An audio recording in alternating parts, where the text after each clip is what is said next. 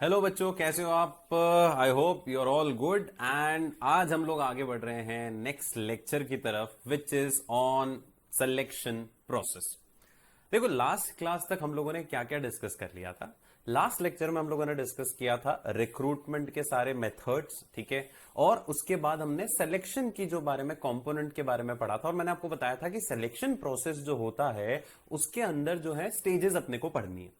और just briefing मैंने आपको दी थी कि लेट सपोज रिक्रूटमेंट के लिए अपन ने बुला लिया लोगों को, तो ठीक है, बहुत सारे लोग आ गए रिक्रूटमेंट के लिए, सब लोगों ने अप्लाई भी कर दिया रिक्रूटमेंट के लिए। अब बारी आती है किसकी, कि हमें उनमें से स्क्रीनिंग करनी है, उनका टेस्ट लेना है, उनका इंटरव्यू करना है, ठीक है, उनके रेफरेंसेस और बैकग्राउंड चेक करने हैं। देखा था ना, याद है ना? जॉब ऑफर देनी है, मेडिकल एग्जामिनेशन करना है, जॉब ऑफर देनी है, और फिर उनका अपॉइंटमेंट होगा, कॉन्ट्रैक्ट बनेगा, है ना? ये सारी स्टेजेस हम लोगों ने एक बार जनरली ओरली डिस्कस करी थी लास्ट लेक्चर में। अब हम उसके आगे बढ़ते हैं और अगले कॉन्सेप्ट, मतलब उसी के अंदर अपन बात कर रहे हैं अब डिटेल्स की। तो अब मैं एक एक चीज उसमें डिटेल वापस बता रहा हूं आपको। जस्ट वही लॉजिक चलना है, वही याद रखो कि आप लोग सीईओ हो, आपने रिक्रूटमेंट के लिए डाला है एडवर्टीजमेंट, ठीक है, आपको 10 एम्प्लॉय चाहिए, लेकिन आपने जब इनविटेशन मंगवाई तो आपके सामने 4,000 लोगों ने अप्लाई कर दिया। आपको अकाउंटेंट की पोस्ट के लिए चाहिए था बंदा।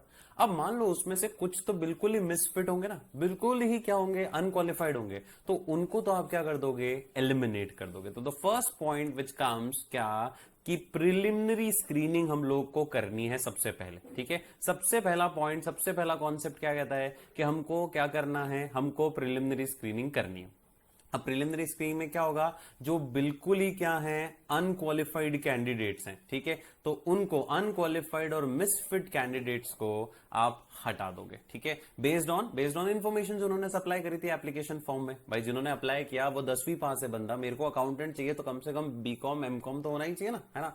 तो वो हमने उसको एलिमिनेट कर दिया। तो 4,000 बंदों में से देखो फिल्टरिंग होके मान लेते हैं, अज्यूम कर लेते हैं कि ये 4,000 बंदे थे जिन्होंने अप्लाई किया, ठीक है। इनमें से हमने एक बार तो एलिमिनेट कर दिया 10वीं पास को, तो 2,000 बचे, और उसमें से भी कुछ लोग बिल्कुल डिस्क्वालिफाइड थे, तो 1,000 बचे जिनको हमने फाइनली क्या किया, पहले राउंड में, मतलब प्रिलिमिनरी स्क्रीनिंग राउंड में अपने छटनी कर दी। तो छटनी बोलेंगे इसको, छटनी हो गई यहां पर, है ना? अब जिनको चुना, अब उनका क्या होगा, उनका अब टेस्ट होगा। टेस्ट का मतलब क्या हुआ, हम उनकी नॉलेज को टेस्ट करेंगे, हम उनके इंटेलिजेंस को टेस्ट करेंगे, हम उनके एप्टीट्यूड और एटीट्यूड को टेस्ट करेंगे, हम उनकी पर्सनालिटी को टेस्ट करेंगे, हम ये देखेंगे कि वो इंटरेस्टेड है कि भी नहीं है जॉब में। ऐसे 5 टाइप के टेस्ट अपन पढ़ेंगे। तो कौन सा टेस्ट लिया जाएगा, किस एम्प्लॉय का, प्रपोज्ड एम्प्लॉय का जो आया है 1,000 लोग हैं उनका कौन सा टेस्ट लिया जाएगा, वो डिपेंड करता है ऑर्गेनाइजेशन की क्या रिक्वायरमेंट है। ऑर्गेनाइजेशन को इंटेलिजेंस ज्यादा चेक करनी है तो वो आईक्यू के क्वेश्चन ज्यादा डालेगी, ठीक है। मतलब ऑर्गेनाइजेशन अपना एक क्या बनाएगी, टेलर मेड मतलब अपनी उस ऑर्गेनाइजेशन के हिसाब से कस्टमाइज करके टेस्ट बना लेगी। जैसे सुनो ना, आपके एग्जाम में भी क्या होता है, पहले एमसीक्यू नहीं हुआ करते थे, अब मल्टीपल चॉइस क्वेश्चन क्यों डाले, क्योंकि आपकी उनको कॉन्सेप्चुअल बेसिक क्लैरिटी चेक करनी थी, ठीक है। पहले तो सिर्फ रट्टाफिकेशन करके भी आप एक्सप्लेन कर लेते थे डिटेल वाले आंसर को, लेकिन अब बेसिक नॉलेज जरूरी है हर टॉपिक की, है ना? सो सिलेक्शन टेस्ट के लिए क्या बोला है कि ऑर्गेनाइजेशन जो है वो एक रिटन टेस्ट कंडक्ट कराएगी टू फाइंड आउट कि इस बंदे के पास कितनी नॉलेज है, प्रैक्टिकल नॉलेज कितनी है। ये किस टाइप का टेस्ट होगा वो डिपेंड करता है ऑर्गेनाइजेशन की जरूरत क्या है। जैसे मान लो जहां पर इंटेलिजेंट बंदा ही चाहिए, ठीक है, तो वहां आईक्यू के क्वेश्चन ज्यादा पूछे जाएंगे उससे, ठीक है। सो ये बोला हुई है कि कंपनी चाहे तो अपना खुद का टेलर मेड मतलब अपने हिसाब से क्या करवा सकती है, कस्टमाइज करवा सकती है, अपनी जरूरत के अनुसार उसको मोल्ड कर सकती है। टेलर में, टेलर का काम क्या होता है, टेलर एडजस्ट करता है आपकी साइज के हिसाब से, ठीक है, कपड़ों को। वैसे ही ऑर्गेनाइजेशन भी चेंज कर सकती है। कुछ क्वेश्चंस इंटेलिजेंस के डाल दिए, कुछ क्वेश्चन आईक्यू के, मतलब आईक्यू वाले डाल दिए, कुछ क्वेश्चन एप्टीट्यूड के डाल दिए, कुछ क्वेश्चन पर्सनालिटी के डाल दिए। ये सारी पॉसिबिलिटी है, ठीक है। अब जो अपन पढ़ रहे हैं वो ध्यान से सुनना, क्योंकि 1 मार्क के अंदर बहुत अच्छे पॉइंट्स हैं कि इंटेलिजेंस टेस्ट क्या होता है, एप्टीट्यूड टेस्ट दूसरा आएगा वो क्या होता है, ठीक है, फिर पर्सनालिटी टेस्ट आएगा, ट्रेड टेस्ट आएगा, इंटरेस्ट टेस्ट आएगा। अलग अलग टाइप के टेस्ट अपन पढ़ रहे हैं, एक एक पॉइंट को ध्यान से सुनना। पहला टेस्ट का जो टाइप है, कॉमन टाइप ऑफ टेस्ट बता रखे हैं जो ऑर्गेनाइजेशन कंडक्ट करती है। The first type of test which the organization conduct is the intelligence test. ना व्हाट इज इंटेलिजेंस टेस्ट, ये अपने को पढ़ना है, ये अपने को समझना है, ठीक है। अब इंटेलिजेंस में देखो क्या हो रहा है, आपका आईक्यू चेक किया जा रहा है। इंटेलिजेंस का मतलब ही क्या होगा, इंटेलिजेंस आपका चेक किया जा रहा है, आईक्यू मतलब इंटेलिजेंट क्वेश्चन चेक किया जा रहा है। ये चेक किया जा रहा है कि आपको जब ऐसे सवाल दिए जाते हैं, जैसे देखो मस्त क्वेश्चन है, ठीक है, कोई सॉल्व कर सके तो बताना बाद में, ओके। सो ये this minus this is equal to 6, this plus this is equal to 9, YouTube plus this symbol is 12 and then Twitter into YouTube divided by this is how much, ये अब आपको सॉल्व का maths का question हो गया, एक basic IQ question हो गया। इससे क्या होगा, हम उस बंदे की इंटेलिजेंस कितनी है उसका क्वेश्चन, आईक्यू बोलते हैं इंटेलिजेंट क्वेश्चन को, वो चेक कर पाएंगे। हम ये देख पाएंगे कि वो जब सिचुएशंस ऐसी होती हैं तो वो कैसे डिसीजन ले पाता है, वो कैसे जजमेंट लेता है, ठीक है। इसमें वो आपको मैथ्स का क्वेश्चन ही है, जैसे वो प्लस हो गया, a plus B is equal to 3 है, b minus A is equal to this, तो बताओ a into B divided by c क्या होगा, वैसा ही क्वेश्चन है। सो ये एक तरह से आपकी साइकोलॉजी, आपका इंटेलिजेंस टेस्ट कर रहा है। तो this type of psychological test बोला, देखो ये साइकोलॉजिकल टेस्ट है जो आपकी लेवल ऑफ आईक्यू चेक कर रहा है, ठीक है। और ये इंडिकेट करता है कि एक पर्सन कितना एबल है, कितना सक्षम है क्या लेने में, डिसीजंस लेने में और जजमेंट लेने में। जब उसके सामने हम ऐसी सिचुएशन रखते हैं तो वो क्या आसानी से डिसीजन ले पाता है, कि वो परेशान हो जाता है। एक ये जनरल एक फंडा है, देखो ये बेचारा परेशान हो गया, ठीक है, आप में से कोई ये हो सकता है, और किसी को फटाफट सॉल्व करेगा वो इधर उधर करके, तो उसका लेवल ऑफ आईक्यू अच्छा है। और जिसने लेट सॉल्व किया, जो सॉल्व नहीं कर पाया, कंपैरेटिवली उसका लेवल ऑफ आईक्यू कम है, ठीक है। तो हम ये देख रहे हैं कि वो पर्सन जो है एबल है कि नहीं है डिसीजन लेने में और जजमेंट लेने में। This is the first test which is known as intelligence test. अब इसके कुछ क्वेश्चंस डाले जा सकते हैं आपके टेस्ट में, जब आपको रिटन टेस्ट के लिए बुलाया जाएगा, जब प्रिलिमिनरी स्क्रीनिंग राउंड खत्म हो जाएगा, ठीक है। दूसरा टेस्ट की बात करें, दूसरा टेस्ट है आपके सामने एप्टीट्यूड का टेस्ट, ठीक है। Now what is aptitude test? Aptitude test में क्या हो रहा है, हम उस बंदे का एप्टीट्यूड चेक कर रहे हैं। Now what is aptitude? उस बंदे में सीखने की इच्छा कितनी है, उसका एप्टीट्यूड। एप्टीट्यूड का मतलब ही वॉन्ट्स टू लर्न, उसको चैलेंजेस पसंद है, उसको नया चीज पसंद है, वो नई चीजें सीखना चाहता है, मतलब वो बहुत जिज्ञासु बोलते हैं ना अपन, ठीक है, वैसा है उसका एप्टीट्यूड, एक बहुत लर्निंग बंदे जैसा है। और एक बंदा होता है, यार क्या नया सिखा रहे हो, ठीक है, मेरे को नया नहीं सीखना है, कोई पुरानी चीजें नॉलेज जो मेरे को है वो आप काम करवाओ तो मैं करूंगा, नया नया सीख के मैं काम नहीं करूंगा। सो एप्टीट्यूड टेस्ट में आप उससे ऐसे सवाल करोगे जिसमें आप उसका उस पर्टिकुलर जॉब के प्रति, ठीक है, उसमें नएपन के प्रति क्या वो लर्न करने के लिए तैयार है कि नहीं है, ठीक है। क्या इससे क्या होगा, इससे ऑर्गेनाइजेशन को फायदा क्या होगा, इस टेस्ट से ऑर्गेनाइजेशन को पता चलेगा कि इस कैंडिडेट का फ्यूचर हमारी ऑर्गेनाइजेशन में अच्छा है कि नहीं। ये कैंडिडेट नई स्किल्स और नए मेथड सीखने में कभी झिझकेगा नहीं, तो हम फ्यूचर में भी जब कोई नया टेक्नोलॉजी लाएंगे या नई कोई चीज लेकर आएंगे तो ये आसानी से उसको अडाप्ट करेगा, तब ये रेजिस्ट नहीं करेगा, यार ये नया क्यों लेकर आया, आपने मेरे को बताया नहीं था, ये नया भी सीखना है, ठीक है। So this test is conducted why, देखो हर टेस्ट का एक उद्देश्य समझ लोगे ना। जैसे ऊपर में तो क्या देख रहे थे हम, उसका आईक्यू चेक कर रहे हैं कि वो डिसीजन ले पा रहा है कि नहीं ले पा रहा है, जज कर पा रहा है कि नहीं कर पा रहा है सिचुएशन के अकॉर्डिंगली। इस टेस्ट में हम ये देख रहे हैं क्या उसमें पोटेंशियल है, क्षमता है क्या करने की, लर्न करने की नए नए जॉब्स, कितना जल्दी वो लर्न करता है उस नई स्किल और नए मेथड को। इससे ये हमें पता चलेगा कि कैंडिडेट जो है फ्यूचर में कैसे परफॉर्म करेगा हमारे यहां पर। तो ये दूसरा टेस्ट हो गया, कौन सा, एप्टीट्यूड टेस्ट, जिसमें आप उसको नए नए सिचुएशंस के बारे में पूछो और उससे रिलेटेड सवाल करो। तीसरा टेस्ट हम उसका कर रहे हैं, वो बहुत सिंपल है, वो किसका कर रहे हैं, उस बंदे की पर्सनालिटी का, कि उस बंदे की पर्सनालिटी कैसी है। पर्सनालिटी का मतलब क्या है, वो क्या सोचता है, वो क्या फील करता है, उसका बिहेवियर क्या रहता है जब सिचुएशन ऐसी आती है। तो उसमें आप एक केस स्टडी बना के उसको एक क्वेश्चन दे सकते हो कि लेट्स सपोज आप इस पोजीशन में होते तो आप क्या करते, ठीक है। तो वहां उसकी पर्सनालिटी, उसका बिहेवियर, उसकी फीलिंग, उसके थॉट्स हमें क्या होते हैं, नजर आते हैं, उसका अप्रोच नजर आता है कि वो पॉजिटिव सोचता है कि नेगेटिव सोचता है, ठीक है। उसका एटीट्यूड नजर आता है किसी पर्टिकुलर सिचुएशन और परिस्थिति की तरफ, कि वो किस तरह से उस सिचुएशन को हैंडल करेगा। ये आपकी पर्सनालिटी टेस्ट करी जाती है, ठीक है। So this is personality test, मतलब आपका व्यक्तित्व टेस्ट किया जा रहा है, आपकी खुद की पर्सन ट्रेट को टेस्ट किया जा रहा है कि आप इंटेलिजेंट हो कि नहीं हो। आईक्यू में भी आया था ना, आईक्यू में सिर्फ इंटेलिजेंस टेस्ट कर रहे थे, एप्टीट्यूड में सिर्फ हम उसका एप्टीट्यूड चेक कर रहे थे कि नए सीखने के लिए वो तैयार है कि नहीं है। पर्सनालिटी में सब आ गया। आईक्यू भी टेस्ट कर जाएगा उसका, उसमें उसका एप्टीट्यूड भी टेस्ट हो जाएगा, उसका एटीट्यूड भी टेस्ट हो जाएगा, उसका बिहेवियर भी टेस्ट हो जाएगा, उसका इंटरेस्ट, मतलब ये एक तरह से क्या हो गया, मेनली उस व्यक्ति की पर्सनालिटी, उस व्यक्ति के बिहेवियर के ऊपर बेस्ड टेस्ट है। तो लैंग्वेज देखो क्या लिखी है, ठीक है, personality test is conducted to find, देखो यहां लिखा भी है, to find out the human behaviour of the candidate. उस बिहेवियर में इंटेलिजेंस भी है, एप्टीट्यूड भी है, एटीट्यूड भी है, इंटरेस्ट भी है।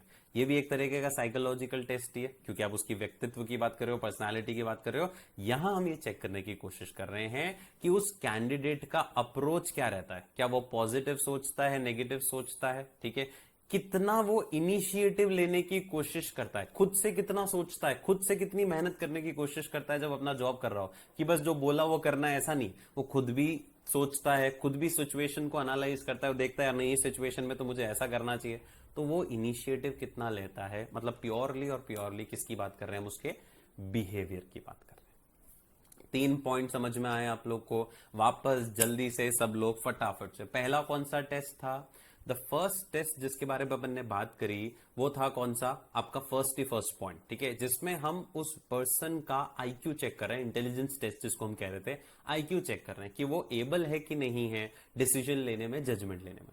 सेकंड टेस्ट हमने उसमें जो डिस्कस किया वो क्या डिस्कस किया, एप्टीट्यूड का टेस्ट डिस्कस किया।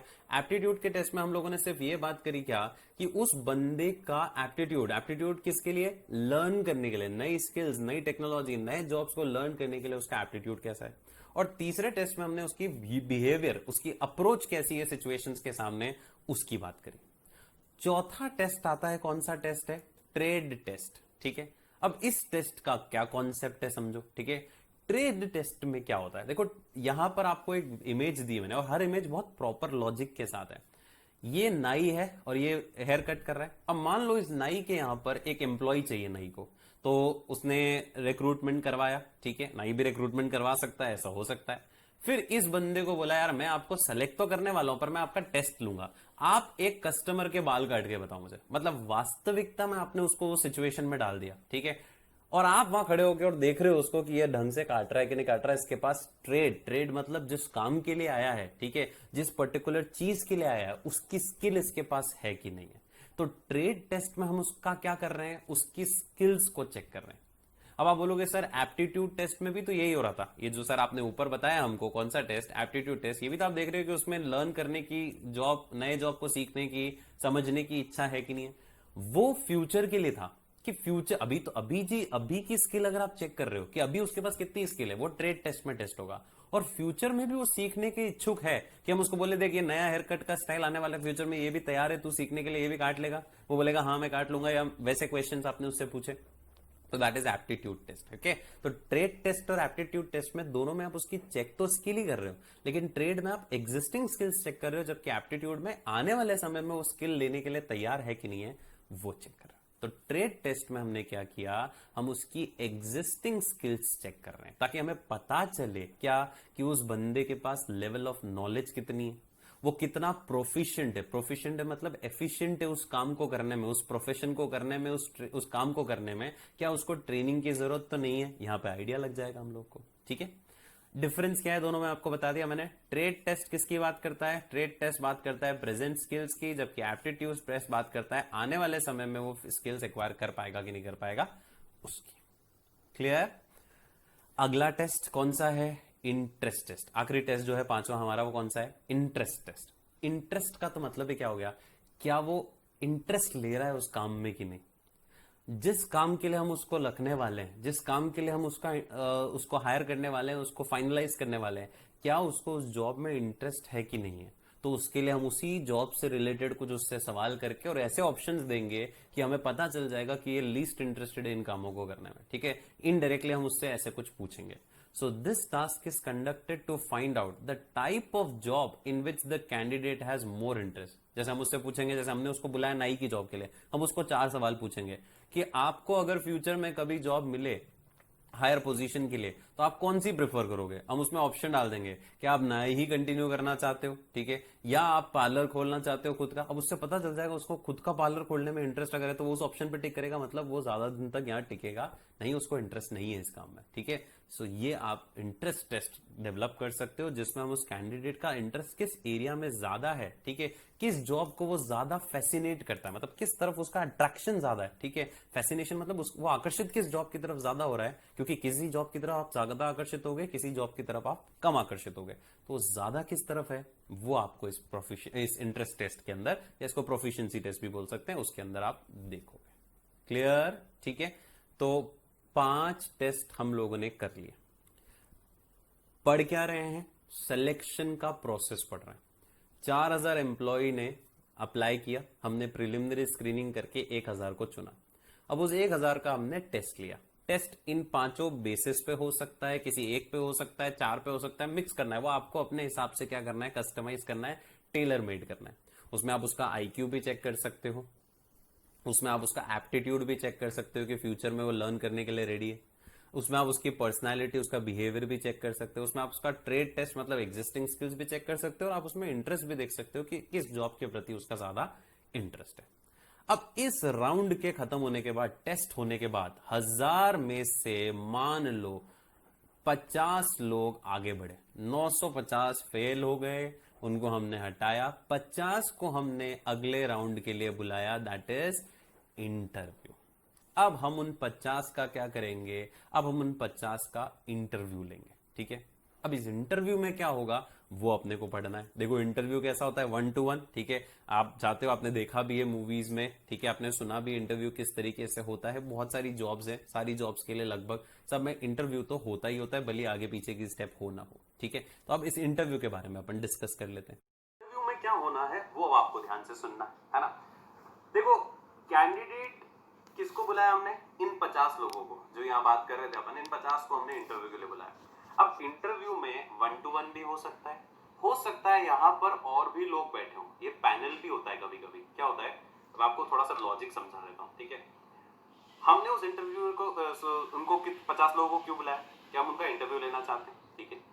इसके लिए हम क्या करेंगे, एक्सपर्ट को बुलाएंगे, ऑर्गेनाइजेशन के अंदर से भी हो सकता है और बाहर से भी। जैसे मैंने आपने किसी चार्टर्ड अकाउंटेंट को बुलाया, मुझे बुलाया कि सर आप आओ और आप हमारे यहाँ के लिए इंटरव्यू लो, और सबसे बेस्ट जो बंदा है आप उसको हमारे अकाउंटेंट के लिए हायर करो, आपको हम उसका प्लीज रिक्वेस्ट करते हैं, या आपको कुछ फीस दे देंगे उसकी, आप इंटरव्यू ले लो। या आपकी ऑर्गेनाइजेशन के अंदर भी कोई बंदा हो सकता है एक्सपर्ट, उसको बुला सकते हो। एक हो सकता है, दो हो सकते हैं, पैनल भी हो सकता है, मतलब 3 का पैनल भी बिठा सकते हो आप लोग, ठीक है। कि अगर आपको मल्टी सब्जेक्ट की नॉलेज चाहिए तो एक बंदा इस एक्सपर्ट फील्ड का बुला लिया, एक बंदा उस एक्सपर्ट फील्ड का बुला लिया। जैसे एक सिंपल सा एग्जांपल बताओ ना, आप स्कूल में हो, आपके स्कूल में कोई टीचर का इंटरव्यू हो रहा है, तो एक प्रिंसिपल मैम हो सकती है, एक प्रिंसिपल सर हो सकते हैं, एक उस सब्जेक्ट के 2 एक्सपर्ट हो सकते हैं जो स्कूल में ऑलरेडी एक्सपीरियंस टीचर्स हैं। हो सकता है एक एक्सपर्ट को बाहर से बुलाया ऑर्गेनाइजेशन के कि आप आके और आप टेस्ट करो, आप इंडिपेंडेंटली बता पाओगे। सो वो लोग उस कैंडिडेट से फिर क्या करते हैं, क्वेश्चंस पूछते हैं, उसकी प्रोफेशनल नॉलेज टेस्ट करते हैं, ठीक है। ये एक्चुअली क्या होता है, रिटन टेस्ट से भी ज्यादा अच्छी स्टेज है। मतलब अगर आप रिटन टेस्ट ले रहे हो अच्छी बात है, वो नहीं भी लो और आप ये भी कर लो, इससे क्या होता है, बंदा आपके सामने। टेस्ट में तो क्या, बंदा आपके सामने तो हो सकता है, नॉलेज तो है उस बंदे के पास, लेकिन वो प्रेजेंटेबल नहीं होगा ना, तो वो इंटरव्यू में दिख जाएगा आपको। टेस्ट में ही नहीं दिखेगा वो प्रेजेंटेबल है कि नहीं है, पर टेस्ट में तो वो लिख रहा है। जब वो आपके सामने इंटरव्यू देगा तो उसका कॉन्फिडेंस लेवल आपको पता चलेगा, ठीक है। उल्टा इंटरव्यू ही जो है, जो 50 लोग आए उनके लिए भी फायदा है। अगर उनको कोई सवाल है तो वो एक बार बात भी कर सकते हैं, क्वेरी भी पूछ सकते हैं कि सर सैलरी क्या रहेगी, सर वर्किंग कंडीशन कैसी रहेगी, कहाँ पोस्टिंग होगी हमारी, ठीक है, क्या ट्रांसफर होता रहेगा क्या रेगुलर, ये सवाल भी वो पूछ सकता है जो टेस्ट में नहीं हो सकता था अगर टेस्ट से सीधे सिलेक्शन हो रहा होता। सो इंटरव्यू वाला जो राउंड है बहुत प्यारा राउंड होता है। क्या लिखा है देखो, बस एक एक पॉइंट पढ़ना। जो कैंडिडेट ने टेस्ट को क्वालिफाई कर लिया उनको इंटरव्यू के लिए बुलाएंगे। अच्छा, इंटरव्यू लेने के लिए पैनल ऑफ एक्सपर्ट्स को हायर किया जाएगा। पैनल में 4 भी हो सकते हैं, 3 भी हो सकते हैं, 2 भी हो सकता है। The consultants who are specialised in their field, मतलब जो ये पैनल है एक्सपर्ट्स का, ये क्वेश्चंस पूछेंगे किससे, कैंडिडेट से, किस टाइप के, ताकि उसकी प्रोफेशनल और स्पेशलाइज्ड नॉलेज वो चेक कर सके। आपने देखा होगा फेसबुक पे बहुत जगह ऐसे इंटरव्यू सेशंस भी डाले हुए हैं बहुत सारे लोगों ने, ठीक है। इंटरव्यू के बहुत सारे एडवांटेज है किससे, रिटन टेस्ट से ऊपर। कैसे, इंटरव्यू में आप बंदे का क्या देख सकते हो, कॉन्फिडेंस लेवल देख सकते हो, उसकी प्रोफेशनल नॉलेज हाथों हाथ टेस्ट हो जाएगी। और इंटरव्यू जो दे रहा है उस बंदे के पास भी ये फायदा है कि वो अपनी क्वेरीज को भाई सैलरी क्या रहेगी सर, क्या वर्किंग कंडीशन रहेगी, क्या पोस्टिंग होगी, छुट्टियां कितनी मिलेंगी, ये सब भी वो पूछ सकता है इंटरव्यू के अंदर। सो दिस इज इंटरव्यू का कॉन्सेप्ट। समझ में आ रहा है आप लोगों को? ठीक है, सो इंटरव्यू का पॉइंट समझ में आ गया आप लोगों को? ठीक है, अब नेक्स्ट पॉइंट की तरफ आते हैं। इंटरव्यू के बाद जो नेक्स्ट पॉइंट आता है वो आता है checking the references and background. हमने उस 50 में से, यहां की कहानी एक बार और क्लियर कर लेते हैं। 50 का इंटरव्यू हुआ, ठीक है, हमने उस 50 में से किसको सेलेक्ट कर लिया? हमने उन 50 में से, मान लो हमारा इंटरव्यू जो इतना अच्छा हुआ, देखो हमको कितने चाहिए, 10 एम्प्लॉय चाहिए। अब इंटरव्यू अच्छा हुआ, मान लो 25 लोगों का इंटरव्यू अच्छा हुआ, तो ठीक है, अब 25 का इंटरव्यू अच्छा हो तो एक बार तो 25 को देखना ही पड़ेगा। अब उन 25 के आपको क्या चेक करने हैं? रेफरेंसेस और बैकग्राउंड। एक्चुअली क्या होता है, जब भी एम्प्लॉय अपना रेज्यूमे बनाता है उसके अंदर वो पूरी अपनी डिटेल तो डालता ही है, लास्ट में वो क्या डालता है पता है? लास्ट में वो लिखता है रेफरेंसेस। मतलब मेरे बारे में अगर आपको जानना हो तो मैं यहां 2 लोगों के नाम लिख रहा हूं, ठीक है, जैसे किसी भी नॉलेजेबल और जो भी अच्छे लोग हैं उसके परिवार में, उसके परिवार के बाहर, मतलब एक तरह से जो उसको जानते हैं, ठीक है, उनका रेफरेंस में नाम आपको लिखना है। जैसे आप उस सिटी के कलेक्टर्स को जानते हो और कलेक्टर आपको जानता है तो आप उस कलेक्टर का नाम लिख सकते हो। आप उस सिटी के किसी इनकम टैक्स ऑफिसर, कमिश्नर को जानते हो, उसका नाम, कोई भी बंदे का नाम आप यहां लिख सकते हो रेफरेंस में, जिसकी रेफरेंस ऐसी होगी कि हाँ वो अगर कह रहा है तो मतलब ठीक ही होगा। ऐसे बंदे का आपने नाम लिख दिया, ठीक है। दोस्त का नाम मत लिख देना कि मेरा दोस्त है मेरे को जानता है, नहीं, किसी अच्छी पोस्ट पे बैठे हुए बंदे का आपको नाम लिखना है, ठीक है। तो इन दी एप्लीकेशन फॉर्म, उसी के बारे में बता रहा है, इन दी एप्लीकेशन फॉर्म कैंडिडेट को हमने क्या बोले थे, नाम देने के लिए बोले तो 2 रेफरेंस के। सो अगर कैंडिडेट ने इंटरव्यू क्वालिफाई कर लिया है, ठीक है, तो हम क्या करेंगे, हम उस रेफरेंस को, अब जो बॉस है उस रेफरेंस को फोन करेगा और पूछेगा भैया ये पर्सन कैसा है, ठीक है। तो ये देखो, ये जो बॉस था जो यहाँ अभी यहाँ बैठा था ना, कहां पे, यहां पर, ये इंटरव्यू लेने वाला बंदा है, या चाहे तो यही कॉल कर ले, या ये नाम दे दे 25 ऑर्गेनाइजेशन को, सीईओ को, आप फोन करोगे या आप जूनियर को बोलोगे अपने, आप फोन करके पता करो इन 25 लोगों के कैरेक्टर के बारे में कि वो लोग इनके बारे में क्या सोचते हैं। हो सकता है किसी ने फर्जी रेफरेंस डाल दिया, ठीक है, तो वो रेफरेंस के साथ नंबर भी डालने पड़ेंगे ऑब्वियसली, ताकि वो एड्रेस और नंबर भी डालने पड़ते हैं ताकि वो कॉल कर सके, तो आपका बैकग्राउंड चेक होगा। आप अब 25 में से मान लो 10 लोगों ने तो फर्जी रेफरेंस डाले थे और उसका पता चल गया कि अभी झूठ बोल रहा है, तो बाद में तो ये क्या आएगा, तो 15 लोग अब बचे हैं जिनके रेफरेंसेस सही थे, बैकग्राउंड सही था, ठीक है। अब हमने क्या करना है, सिलेक्शन का डिसीजन लेना है, क्योंकि हमें तो 10 को ही लेना है।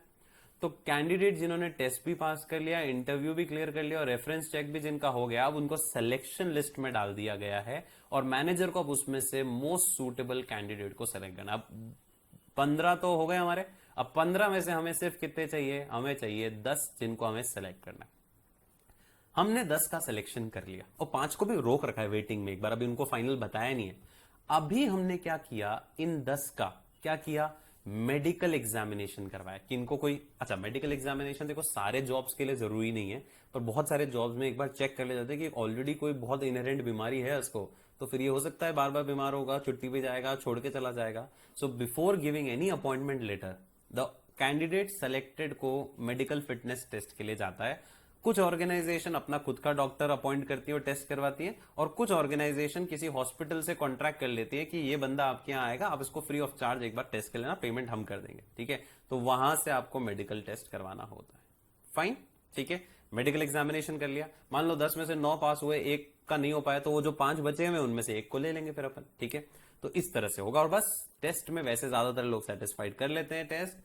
अब आपको ऑफर कर रहा है बॉस, लो आपको आपने अच्छा टेस्ट क्लियर किया, इंटरव्यू भी दिया, आपके रेफरेंस भी सही थे, मेडिकल चेकअप में भी आप ओके हो, फिट हो, अब हम आपको जॉब ऑफर दे रहे हैं। और जॉब ऑफर किसके थ्रू देते हैं, एक लेटर ऑफ अपॉइंटमेंट उस एम्प्लॉय को दिया जाएगा, ठीक है। उस लेटर ऑफ ऑफर के अंदर सब लिखा होगा, आपको कौन सी तारीख से ज्वाइन करना है, क्या टर्म्स एंड कंडीशन रहेंगी इस जॉब की, ठीक है। और उस लेटर को आप पहले भेज देना, जैसे आपने मान लो महीने भर का टाइम दिया है उस एम्प्लॉय को, या 2 महीने का टाइम देते हैं बहुत सारे लोग, ठीक है। क्या पुरानी जॉब में अगर हो आप तो वहां से रिजाइन करोगे, आओगे, टाइम लगेगा, तो कुछ समय देना, गिव अ रीजनेबल टाइम, ठीक है, कैंडिडेट को, ताकि वो आराम से ज्वाइन कर सके ऑर्गेनाइजेशन को, ठीक।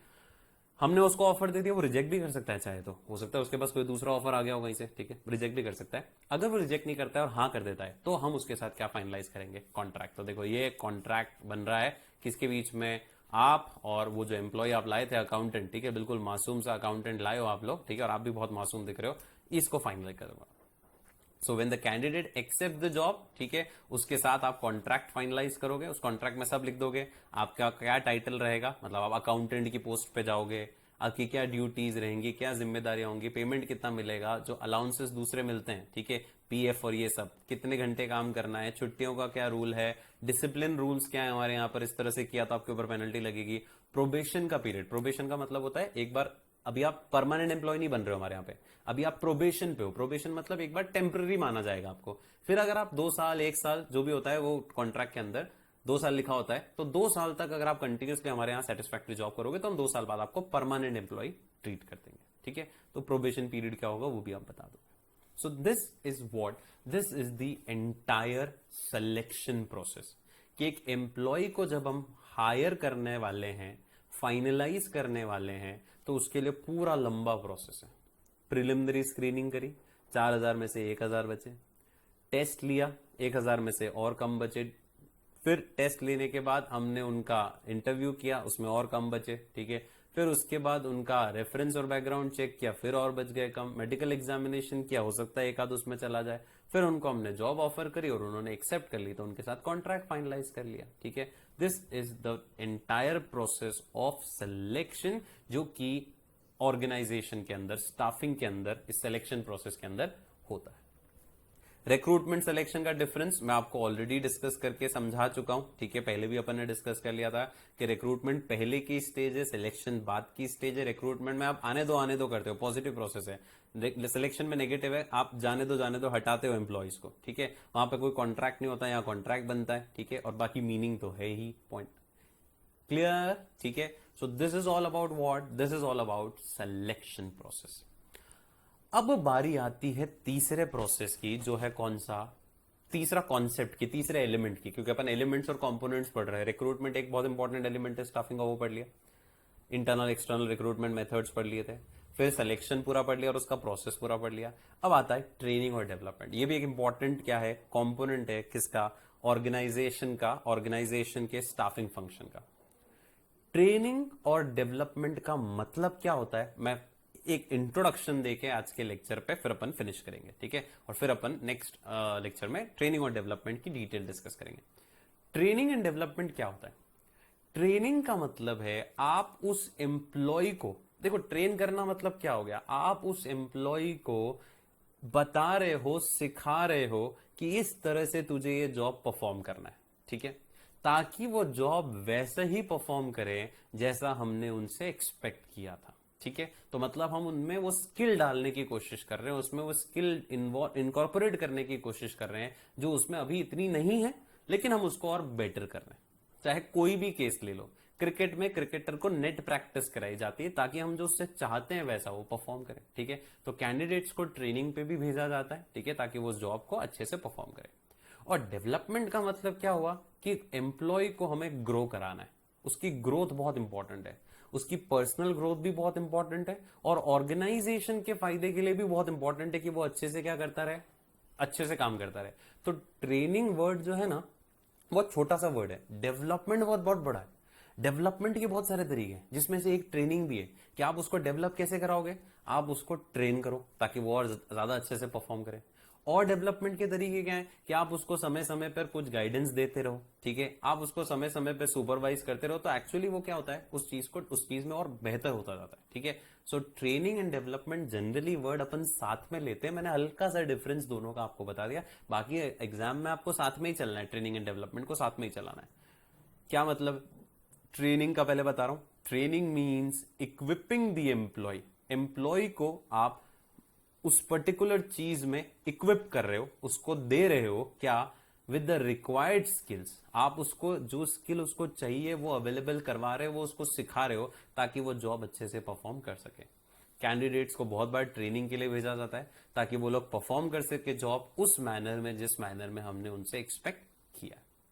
जबकि डेवलपमेंट का मतलब क्या हुआ, डेवलपमेंट मतलब ओवरऑल ग्रोथ एम्प्लॉय की हमें करनी है, उसमें उसकी पर्सनल ग्रोथ भी करनी है कि उसको समय समय पे छुट्टी दो, उसको स्पोर्ट्स और दूसरी जिसमें उसको चीज में इंटरेस्ट है उसके लिए आप बात करो उससे, ठीक है। ओवरऑल एम्प्लॉय का डेवलपमेंट होना जरूरी है। और डेवलपमेंट वर्ड मैंने क्या बोला, बहुत बड़ा वर्ड है as compare to training. Training सिर्फ एक पार्ट है किसका, डेवलपमेंट का, ठीक है। So development word is big, ठीक है। डेवलपमेंट में उसकी पर्सनल डेवलपमेंट भी आ गई जो ऑर्गेनाइजेशन की तरफ से हेल्प होगी उसको, ठीक है। उसका ट्रेनिंग सेशन भी उसके व्यक्तिगत डेवलपमेंट, उसकी पर्सनालिटी तो डेवलप हो ही रही ना भाई, यहां नहीं तो अगले कहीं ना कहीं उसके काम आएगी वो ट्रेनिंग भी जो उसने सीखा है, ठीक है। तो this is training and development. अब इस ट्रेनिंग एंड डेवलपमेंट में क्वेश्चन जो आएगा आपका वो आएगा कि क्या जरूरत है ट्रेनिंग और डेवलपमेंट की, इससे क्या फायदे मिलते हैं, ठीक है। वो अपन आगे बाद में डिस्कस करेंगे। सो this is all about second concept खत्म हुआ सिलेक्शन का, फिर थर्ड कॉन्सेप्ट पे हम लोग आएंगे। Okay fine.